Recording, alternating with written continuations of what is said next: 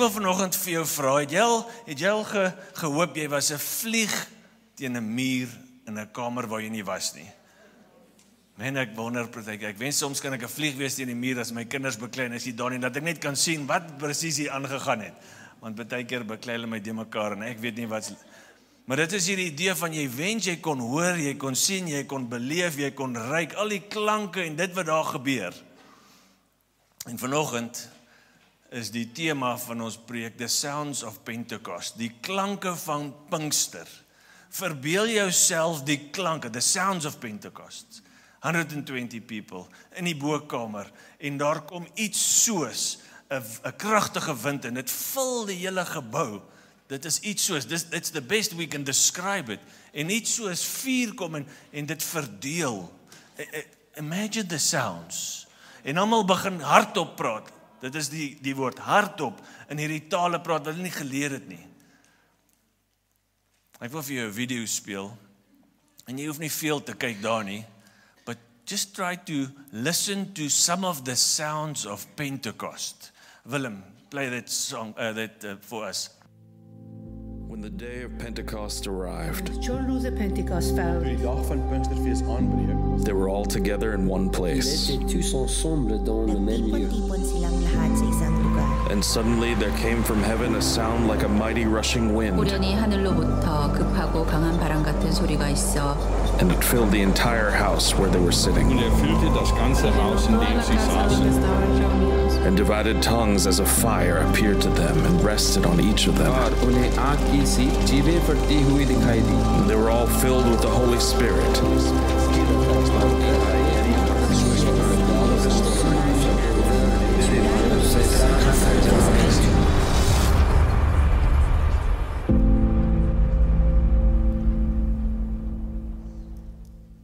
Verbeel jouself dit. Ons gaan vanoggend fokus op 5 klanke wat uit die Pinkstertyd gekom het. En die idee is not just to remember or to celebrate, om terug te dink nie, maar om na dit te kyk en ons lewens te calibrate. Is jy met my? Om aan te pas, want die Christenbelewenis is 'n Pinksterbelewenis. Elke deel van die Christen leefwyse moet dit wees. En so die idee is dat ons nie net dink aan 2000 jaar terug nie, maar dat ons sal sê, Here, doen dit weer, doen dit in my lewe. Wat is die klanke? So ons wil dit beter verstaan, maar ook beter uitleef. En so jy kan jou Bybel oopmaak by Handelinge 2, as jy gewonder het vir enige oomblikheid wat se skrif ons vandag gaan preek. Handelinge 2, Acts 2, dis in die Engels Acts 2, ons gaan lees van vers 1 tot 14 en dan ook vers 37 en 38 lees. Dit gaan daar op die bord wees, Acts 2, die Afrikaans is op die bord. Ek lees uit die 2020 vertaling, toe die dag van Pinkster aanbreek, Pinksterfees aanbreek, was hulle almal op een plek bymekaar, iets soos hierdie. Almal op een plek bymekaar praat van eenheid, unity. Dit vereis eenheid om die kragtige werking van die Heilige Gees oor 'n groep mense te sien.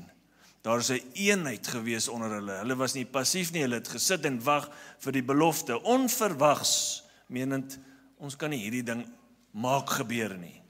Onverwags het daar uit die hemel 'n geluid soos die van 'n kragtige stormwind opgeklink. En dit het die hele huis gevul waar hulle gesit het. Let op hulle posisie. Tonge asof van vuur het aan hulle verskyn. Wie sou nog in die kamer gewees het? Kom aan, van ons Afrikaners was al weg. Jy weet dit. Jy het al gehardloop. Hierdie is hoor, daar gaan jy. Hulle het aan hulle verskyn, verdeel op elkeen van hulle neergedaal. En almal is vervul met die Heilige Gees en het in ander tale begin praat, soos die Gees aan hulle gegee het om hardop, hoor dit, om hardop uit te spreek. Die eerste klank wat jy hoor by Pinkster is die klank vanuit die hemel. Amen. Dit klink so insignificant, the sound from heaven. Dis so belangrik En daar staan, dit het onverwags gebeur. Menend die mens kan nie hierdie laat gebeur nie. Hulle het nie aandeel in dit nie, dit kom uit die hemel, en as daar een ding is wat jy moet weet van Pinkster is, dat God se missie kom reguit van God af. Hierdie is nie 'n mensgemaakte plan nie. Dit kom uit die hemel uit. En so, dis belangrik, want as jy nie besef dat dit is God se missie wat van God uit die hemel afkom nie, en as jy nie agterkom en vergeet dat dit is sy plan nie, gaan jy dink dis 'n mensplan. It's a every nation plan.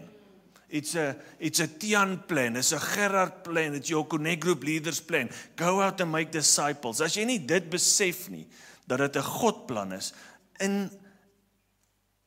God is missionaal. Van die begin af. Missie het nie hier begin nie. Nou is ons nie op missie nie. Nee, van die begin af was God op 'n missie. Of dit was Abraham wat hy sê, ek gaan vir jou seën sodat jy 'n seën sal wees vir. Of dit Dawid is wat konker, of dit is rigters wat terugbring, of dit is profete wat wys, of dit Johannes die Doper is, of dit die apostels is, altyd is God nog op missie, om sy mense te gebruik, om die skepping aan hom te versoen. That's his mission. En ons moet in ons harte oortuiging hê dat hierdie missie is reguit uit die hemel, dit was nog altyd daar, en nou word dit aan die kerk gegee net. Dis al wat hier gebeur, die kerk word nou gebore, maar God is nog altyd op missie. Ons noem dit die missio Deo, the mission of God. Dit was nog altyd daar. Het jy daai oortuiging in jou hart, dat hierdie is 'n missie van God? Op elkeen van hulle, en daarom sien jy dit, verdeel hierdie tonge van vuur. En die oorspronklike taal skep amper hierdie beeld, dat daar was hierdie een vuur, en dan verdeel dit, dis vanaf hierdie source, hierdie bron, dan verdeel dit en kom oor elke een. En dit is absoluut anders as wat in die Ou Testament was. Hoeveel brandende bosse was daar? Een. Daar was 'n vuur bo die altaar. Daar was een vuurkolom wat hulle gelei het. Nou kom hierdie vuur in onder sy mense en verdeel oor elke een. Dis is the new covenant. Dis wat hier gebeur. God sê, ek sal jou vul met my gees. Ek sal my wet nie net op klippe skryf nie, maar op jou hart skryf. Hierdie was die fees, die oesfees, the harvest feast. En hulle sou die verbond van Sinaï onthou het. En God sê, wel, nou maak ek 'n nuwe verbond. My gees in jou, dis nie meer op klippe hierdie wet geskryf nie, dis nou op jou hart geskryf. En elkeen van julle is betrokke. Dit het my so laat dink aan 1 Korintiërs 12. 1 Corinthians 12, verse 7 en 11. Ek dink nie ek het dit daar neergeskryf nie, ek lees dit vir jou. Aan elkeen egter word die openbaring van die Gees gegee. Aan elkeen het daar tong bo hulle gekom. Sê gou vir die persoon langs jou, jy ook. Vir jou ook, hoor. Aan elkeen. No one is skipped. Behalwe daai een ou wat dalk weghardloop, daai Afrikaner, toe hierdie snaakse goed gebeur, ek spot, niemand het weghardloop nie. Vers 11 sê, een en dieselfde Gees bewerkstellig al hierdie dinge wat hy aan elkeen afsonderlik uitdeel volgens sy wil. Die missie van God en die magtiging van die Gees is van God vir God se mense tot hy weer kom. Vir elkeen van ons. Dis vir almal van vandag, vir vandag. Ek hou van hierdie aanhaling wat ek vir jou wil lees, Dr. Craig Keener, wat by ons vorige World Conference gepraat het. Hy sê die volgende: all Christian experience in this era must be properly Pentecostal. That is, shaped by the experience of Pentecost, the outpouring of the Spirit on the church. Is dit wat ons lewens nog is? Leef ons nog onder die krag van die Gees? Sien ons nog die gawes van die Gees opereer? 120 mense, sê die teks vir ons, praat hardop in alle tale. Imagine daai klanke. Hoekom hardop? Why not just your internal sagte voice? This gift, this wind, this Holy Spirit has got missional intentions. Dit moet getuig en daarom hardop van God se groot dade en daarom sal jy die volgende klank hoor is die klank van die nasies. The sound of the nations. Vers 5. Destyds het daar vroom Jode uit elke nasie onder die hemel. Die klank uit die hemel. Mik, sy doel is om te gaan na al die nasies onder die hemel. Sien jy dit? In Jerusalem gewoon. Toe daardie geluid opklink, het die menigte saamgedrom en was verward, omdat elkeen gehoor het hoe daar in sy eie taal gepraat word. So hierdie was, sover ons kan sien in die skrif, bekende tale, maar nie geleerde tale nie. Iemand kon dit vertaal. Verstom en verbaas het hulle gevra. Kyk, is almal wat daar praat dan nie Galileërs nie? Hoe hoor ons elkeen van hulle dan praat in die taal waarmee ons groot geword het? Ons Parthe, Meders, Elamite, inwoners van Mesopotamië, Judea, Kappadosia, Pontus en Asië, Frigië en Pamfilië, Egipte en streke van Libië en die omgewing van Sirene en Romeine wat hier vertoef. Jode en proseliete, dit is nie Jode, dis Grieke wat die geloof aangeneem het of die Judaïsme aangeneem het. Mense van Kreta en Arabiere. Ons hoor hulle in ons eie taal oor die groot dade van ons God praat. God se missie was nog altyd na al die nasies van die aarde toe. Van Genesis en ons sien die uiteinde van dit in Openbaring, na al die nasies toe. Pinksterfees was een van die 3 jaarlikse pelgrimsfeeste van die Jode. Maar Pinkster, wat die Feast of the Harvest, the Feast of the First Fruit, Feast of the Weeks, dit is 7 weke na Paasfees, die eerste Sondag na Paasfees, 7 weke, 50 dae na Jesus se opstanding, is hierdie fees gewees. Jesus was 40 dae op aarde gewees, toe gaan na hemel toe, nog 10 dae wag hulle, toe sien ons hierdie. Maar hierdie Pinksterfees was ook, volgens geskiedenis, die bygewoonste fees van die 3 pelgrimsfeeste. Van die ander feeste was moeilik om te travel, dit was dalk in die winter, seevaart was nie so maklik nie. Hierdie ene was die bygewone fees van almal. Hoekom? Wel, dink jy nie, Jesus weet wat hy doen nie? Dink jy nie, God het geweet, hier gaan al die nasies van die known world, look at that. Iemand het 'n opmerking gemaak, hy sê, dis al die windrigtings van die kompas. Hy het geweet hulle gaan daar wees, want sy missie was nog altyd na al die nasies toe. En Pinkster en nasies gaan soos brood en jam saam. Braaivleis en braaibroodjies Vanus. Jy moenie daai goed skei nie. Suid-Afrika en die Rugby World Cup. Nee, jy kan dit nie skei nie. Daai twee gaan saam. En dis hoe Pinkster en die nasies ook uit is. Die klanke van die nasies. Dit leer ons, presies wat ek sê, maar let op na die klanke van die nasies. Verstom en verbaas het hulle gevra. Kyk, is almal wat daar praat dan nie Galileërs nie. Ons hoor hulle. Ons hoor hulle. Toe ek dit lees, toe dink ek, joh, die wêreld hier buite, the lost world, are listening to the church. Hulle luister vir jou. Hulle hoor jou. Ek dalk sê ek het verkeerd. Hulle luister nie vir jou, hulle hoor jou. Ek wonder wat hoor hulle. Wat hoor hulle ons Christene? Waaroor praat ons by die braai? Waaroor praat ons in die koshuis? Waaroor praat ons by die skool? Waar ons praat ons daar by die dorp, by Spar? Wat hoor die wêreld is op ons tong? Mag dit wees die goeie groot dade van God. Want dis wat hulle nodig het om te hoor. En as die Gees ons volmaak, gaan hierdie woorde by ons uitkom. Dan kom hulle by die belangrike vraag. Vers 12. Wat beteken dit tog? What does it mean? Die oorspronklike taal sê uitlink, wat wil dit wens? Wat is hier aan? Wat is die wens van God met hierdie?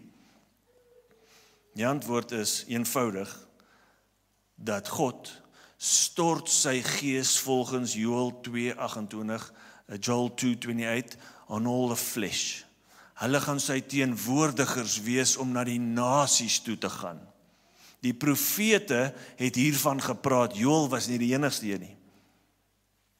Johannes die doper het daarvan getuig toe hy gesê het, ek doop julle wel met water, maar daar kom iemand wat sterker is as ek, en ek is nie eers werd om sy riempies van sy sandale los te maak nie. Hy sal julle met die Gees en met vuur doop. He will baptize you with the Spirit and with fire. Jesus het dit vertel.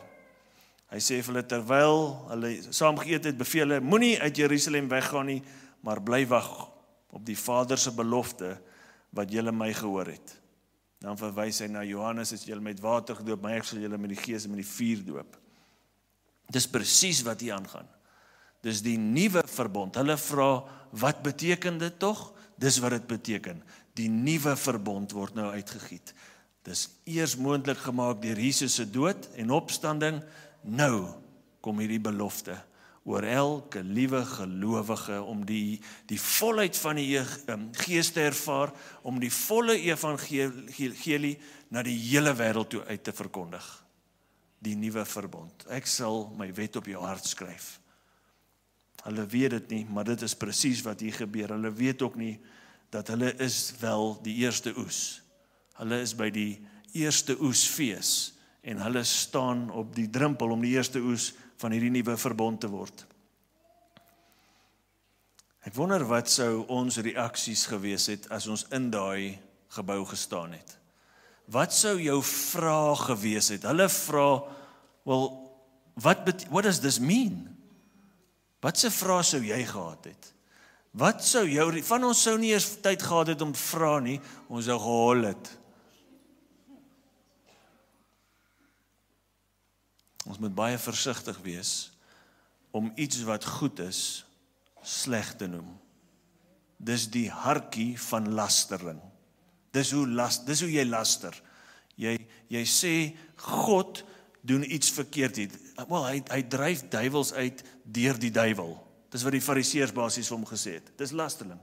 Jy noem iets goed sleg.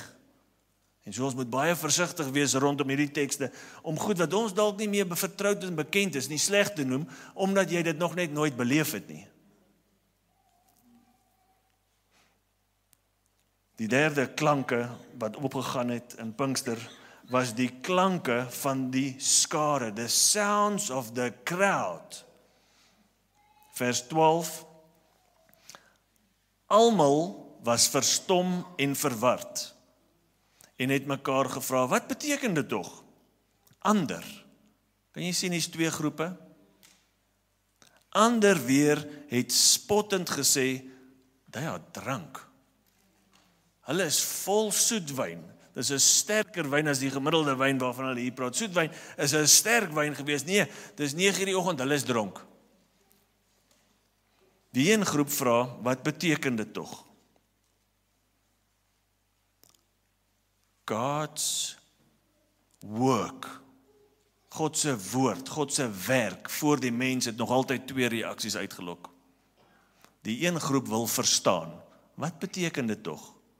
Die ander groep veroordeel, hulle is dronk. Daar's nog altyd twee, dit as jy Jesus se werk sien, dan sien jy ook twee groepe.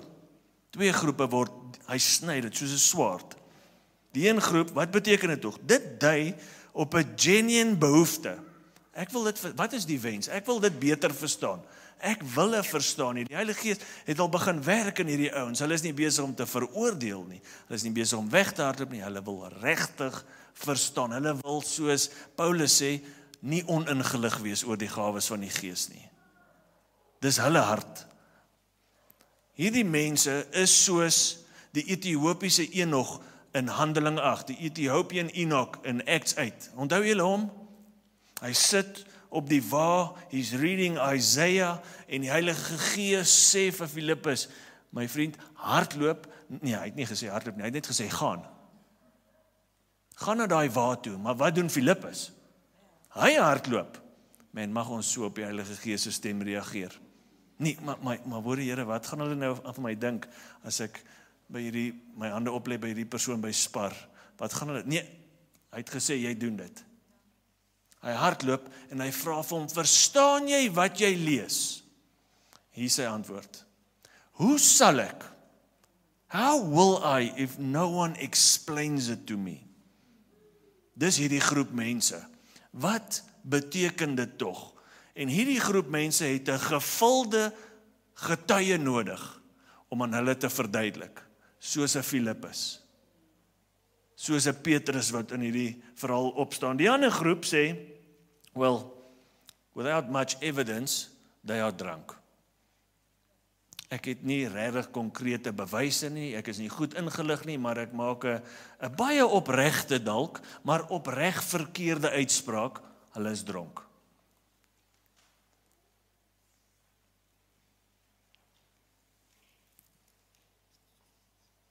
Ek wonder soms, wat is dit in die mens hart, wat maak dat ons die bonatuurlike so vinnig veroordeel?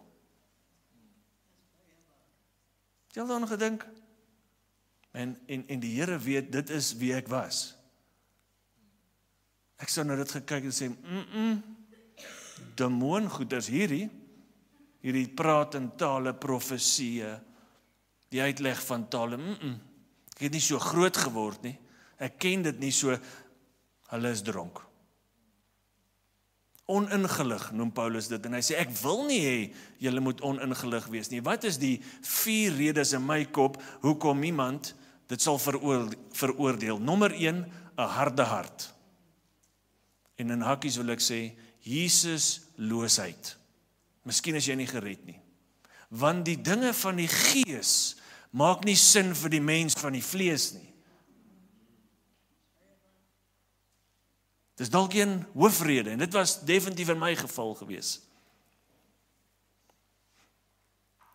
Ek wonder, kantnota, of van hierdie spotters gered is aan die einde. I wonder, some of those who say they are drunk, maybe some of them got baptized at the end. Die skrif sê nie, hy is vir ons stil.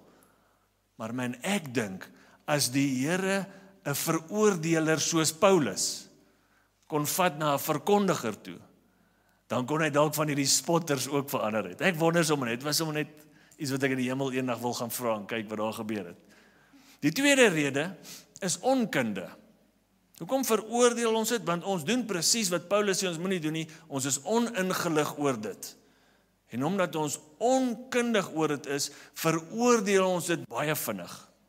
Ek het dit nog nooit beleef nie, ek is nie seker, ja, ek hoor al van 1 Korintiërs 12, 14, Romeine 12, Efesiërs 4, en basically die hele boek van Handelinge, maar ek gaan so half om my skriffies gaan, en net so maak, en dan gaan ek by die gemaklike onkunde. Nommer 3, dit pas dalk nie in my raamwerk nie. My idee van Christendom, hoe ek dit wil aan mekaar sit, sodat dit veilig en gemaklik vir my is, it doesn't fit that picture. Ek het nie so groot geword nie, ek gaan ook nie so doodgaan nie, hoor, dit bly weg. Die vierde ene is bloot vrees. Imagine nou hierdie ouens in die buitekant, 120, dit lyk vir hulle bietjie dronk, en hulle gou soos, ek wil net nie deel wees van dit nie. Wat as my vriende wat hier langs my staan, sien dat ek deel van hierdie babbelbekke is? Hierdie happy clappies. Het julle dit gehoor? Hierdie krokodilkerk mense, het julle dit al gehoor? Almal wat hulle sien, hulle wil hulle net water toe sleep. Wat sal my vriende daarvan sê? Die Christen lewe is nie oop om gehervorm te word nie. It's done. Dis toe, lees jou skrif. Dit is bloot, ons moet ons knie buig voor dit en ons lewens aanpas by die woord en nie die woord by ons lewens aanpas nie. Waar staan jy vanoggend? Is daar struikelblokke dalk in jou hart? Jy dalk soos ek op 'n sekere manier groot geword? Ek dink die Here wil ons begin skuif. Want hy is nog altyd op missie en daar is nog altyd mense wat hom nodig het en daar is nog altyd krag beskikbaar om daai mense te gaan bereik.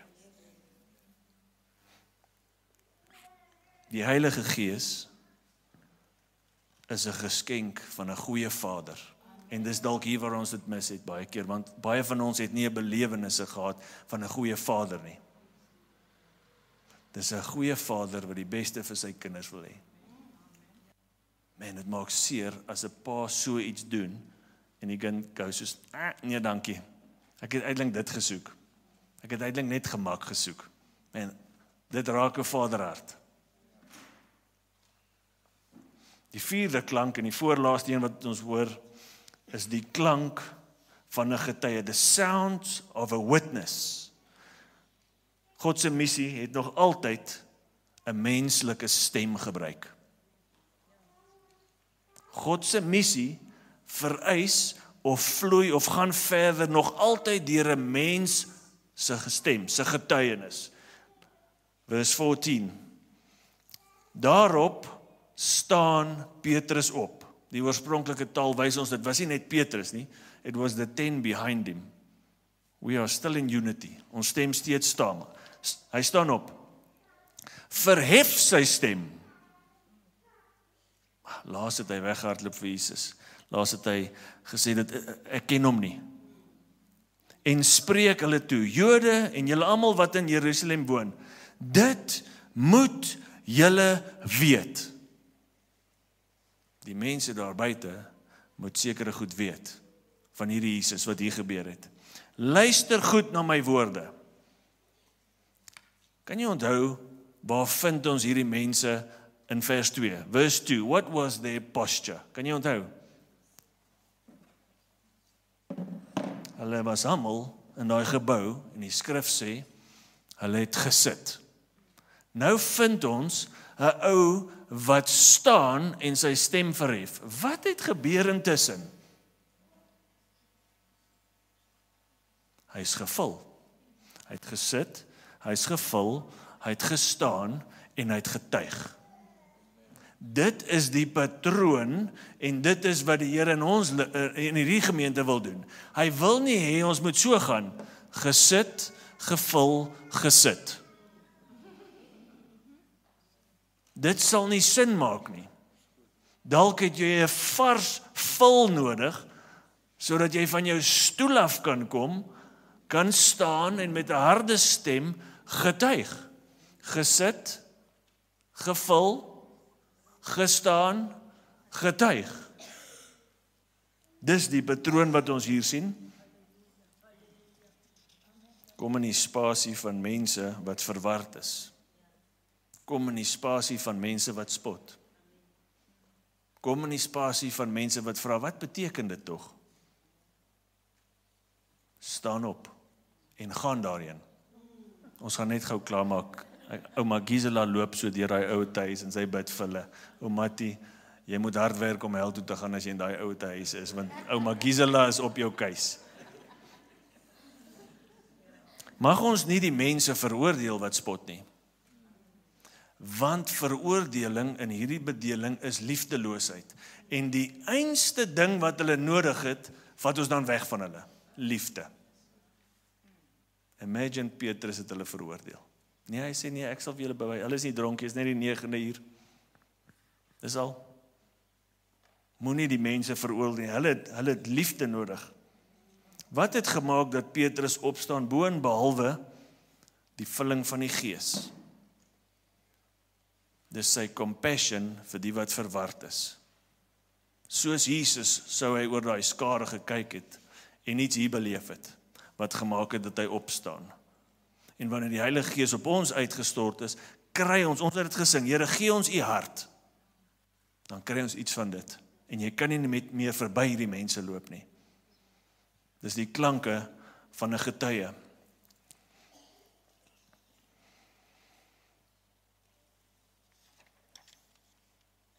Nie is die ding van 'n getuie wel. If you are a witness to something, you must have basically witnessed that thing, right? As ek getuig van iets, moes ek by daai iets gewees het. En daarom kan Petrus staan, want hy was by Jesus. In Handelinge 4 vers 13, kry ons vir Johannes, en vir Petrus, voor die Sanhedrin. What did hy say? Hulle het agtergekom, hierdie is ongeleerde men, unschooled common men, but the way they are speaking with this boldness, they realized they were with Jesus. 'n Getuie in hierdie bedeling gevul, maar jy moet gered wees en jy moet gereeld by Jesus wees. Gered. Hoe gaan dit met jou tyd saam met die Here? Hoe gaan dit met jou woordtyd? Hoe gaan dit met jou gebedtyd? Hoe gaan dit met jou gemeenskaplike gebedtyd soos donderdag aand? 'n Getuie gaan sukkel om te getuig, nie net as hy nie gevul is nie, maar as hy nie gereeld by Jesus is nie. Ons is soms so leeg van die woord, dat sy woord nie hier uitkom nie. Het ons gedink dit gaan anders wees?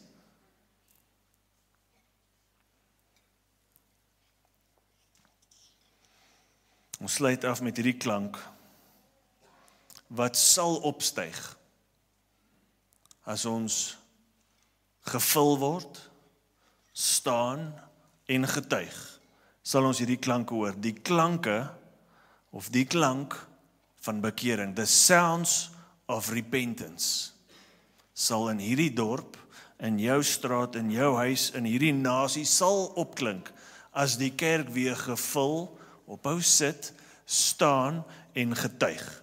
Dan sal die klanke van bekering gehoor word in hierdie dorp. Toe hulle dit hoor, dis nou na Petrus se preek, is hulle diep in hulle hart getref. Dis 'n baie unieke Griekse woord hierdie, en Homer, die Griekse digter, gebruik dit, Stefanie, was jy, vir perde, wat hulle hoewe so, hoekom doen hulle dit? Hulle kap baie keer so, het julle al gesien? Ek weet nie wat dit is, maar dit is die beskrywing, hy sê, diep in die hart getref, dis so, bah! Hierdie woord, hierdie preek, het huis toe gegaan. Hierdie preek het die hart getref, hierdie preek het gemaak, dat hulle besef, ons is skuldig, ons het die Messias gekruisig. Dis wat hierdie preek aan hulle gedoen het, en het vir Petrus en die ander apostels gevra, wat moet ons doen? Wow, die vorige vraag was, wat beteken dit tog? Nou is dit, wat moet ons tog doen? Die manifestering van die gawes van die Gees. Al sien mense dit, dis nie genoeg om hulle te red nie. Dit kort 'n getuie, dit verg 'n reaksie.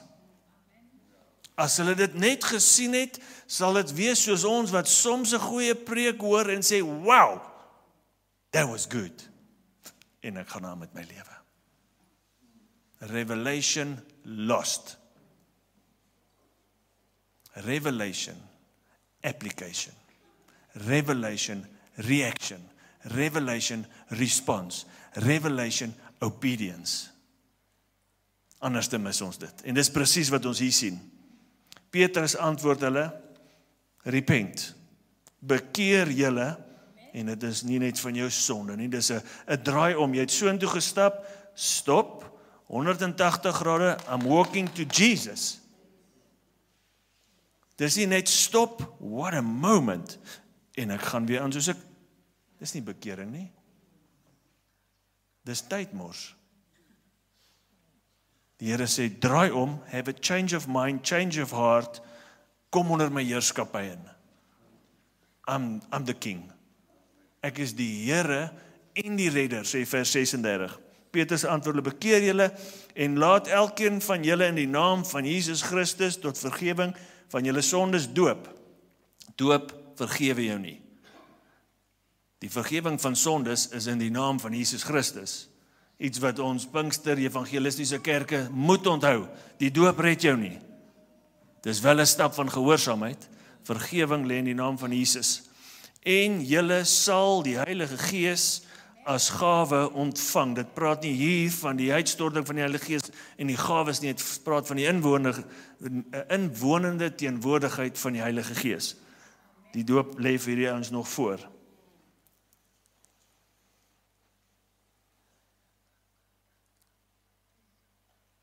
Draai weg, bekeer julle, laat julle doop en julle sal die Heilige Gees ontvang.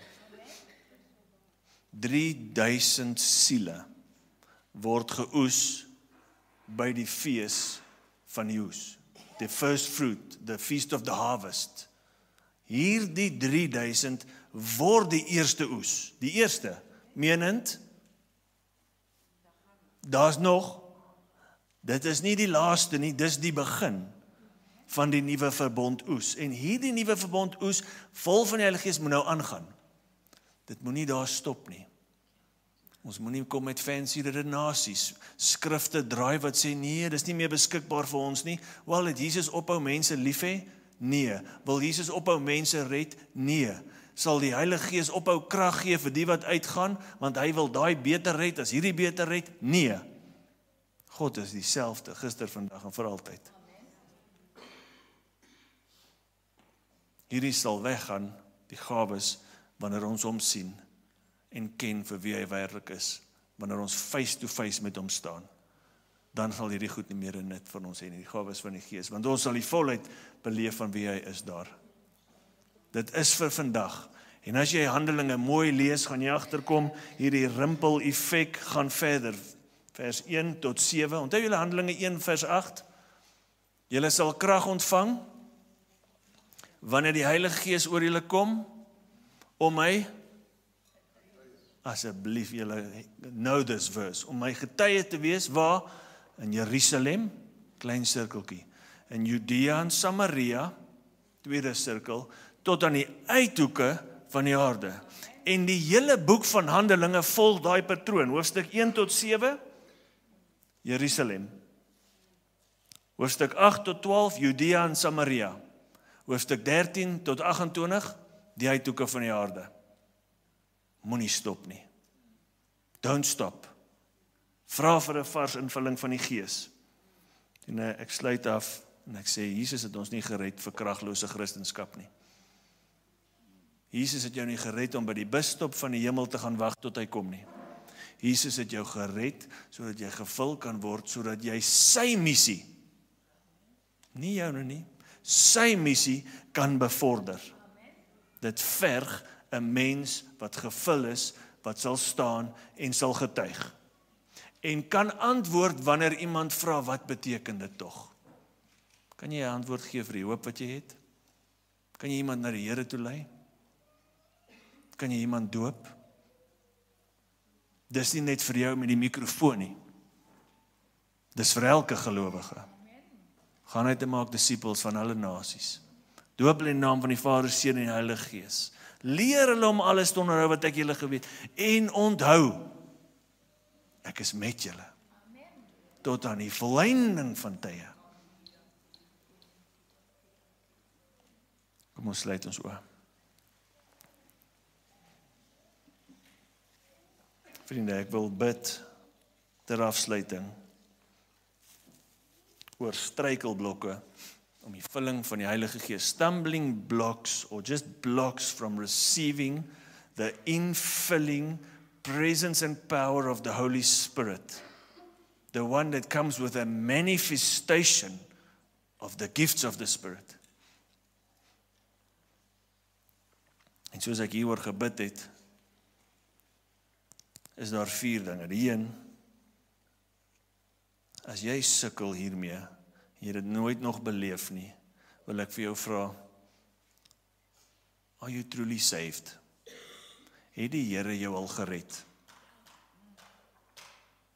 Maybe some of us, jy sit en jy's onseker. Handelinge 2:36 sê hierdie Jesus wat julle gekruisig het, is beide redder en Here. Hy is die Christus, maar hy is ook die meester. En om gered te word, is om onder sy heerskappy in te kom. Sê Here, ek gee alle reg oor aan U. Die eerste antwoord was, bekeer julle. So as jy sit vandag en jy is onseker oor jou redding, man, moenie hier uitgaan nie. Jy sal weet as jy, want die Heilige Gees sou in jou gewerk het van woord 1 af, van voor jy ingestap het. En so moenie skaam wees hier. As jy weet die Here praat met jou oor salvation, and you know you need it, you need to stand up now. Jy moet opstaan dat ons saam jou kan bid. Is daar enige iemand?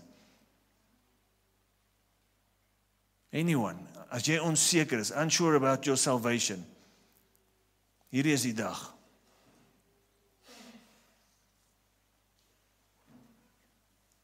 Great. Die tweede een is jou teologie. Your theology, no one's theology is perfect. But wrong theology can stop the Spirit working through you. Jy het iewers na een of ander prediker op YouTube gekyk wat jou glad nie ken nie, en hy het vir jou gesê, hierdie is nie beskikbaar nie. Maar jy het jou eie Bybel wat anders sê. Laat jou teologie toe, dat Jesus kan doen met jou wat hy goed dink. Of wil jy Jesus hê wat jy kan beheer? Dit beteken, jy is koning. Nee, hy moet koning wees. Nommer 3 is moontlik unrepented habitual sin. Daar is 'n sonde in jou lewe, en jy weet van hierdie sonde, maar jy het nog nooit oopgelê voor iemand nie. Jy het al 10 keer vir die Here jammer gesê, maar dit breek nie. En hy sê, bely julle sondes teenoor mekaar, dat julle genesing kan beleef. Laaste ene, as jy nog nooit die gehoorsaamheidsstap van die waterdoop gevat nie. Die bekeringsdoop.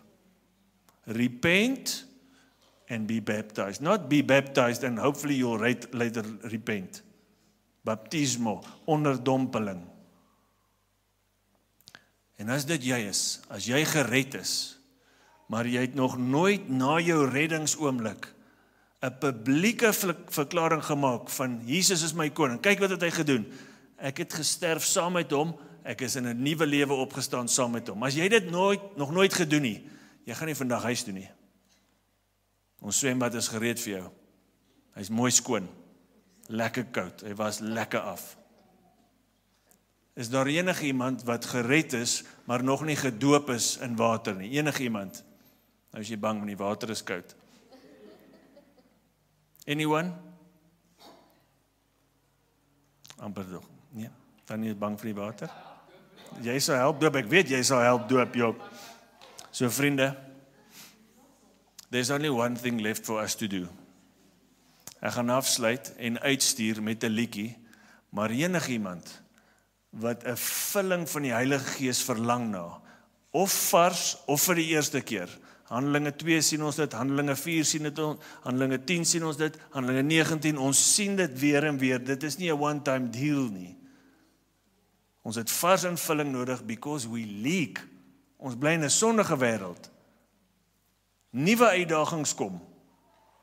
Handelinge 4, nuwe vulling, want hier's nou vervolging. So as jy dit soek, ons gaan na die tyd, binne die moederskamer, dis daar langs Johan hulle daar agter en Bram, daar binne, we're gonna pray for you. Soos die mense uitgaan en koffie drink, so gaan jy daar en ons wil graag vir jou bid. En so ek sluit af en sê, as die Here jou gevul het, hou op sit, staan op en gaan by daai deur uit in 'n verwarde, spottende wêreld en vertel vir hulle wat hulle moet weet. Ons sien jou hier buite, gaan drink lekker koffie, ons speel uit met 'n liedjie wat in hierdie gemeente gebore is, En dis presies wat ons wil elke Sondag doen. Ons wil daar uitgaan en gaan verkondig. So mag jy 'n lekker Sondag hê. Amen.